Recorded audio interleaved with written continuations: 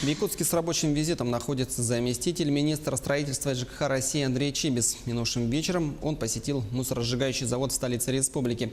Подробнее в материале Дмитрия Тымырова. Небольшая печь впечатлила заместителя министра строительства России. Андрею Чибису не только рассказали о характеристиках мусоросжигающей установки, но и показали ее в действии.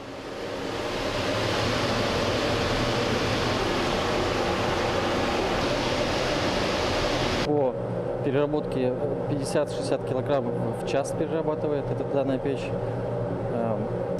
Работает она на керосине непосредственно. Есть уровень дожига, то есть она непосредственно экологическая печь у нас получается. Мусоросжигающий завод запустили в мае. Уничтожает медицинские отходы частных организаций Якутска.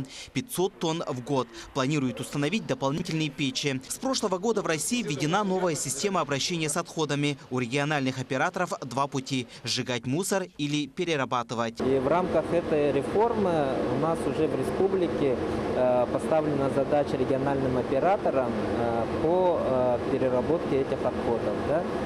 Сейчас они заключают договора с организациями по транспортировке и переработке, где есть такие уже установки. В Якутске собираются освоить каждый способ обращения с отходами. Мусоросжигающая печь есть. Остался завод по переработке. У нас в городе действует концессионное соглашение на 10 лет по строительству нового комплекса по переработке отходов, сортировке отходов и утилизации отходов.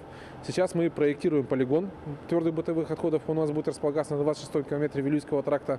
И станцию по сортировке и переработке отходов на базовом переулке. У нас здесь недалеко есть участок, порядка около 12 гектар, на котором будет располагаться станция переработки. Андрей Чибис заявил, что рад современному подходу местных властей к мусорной проблеме.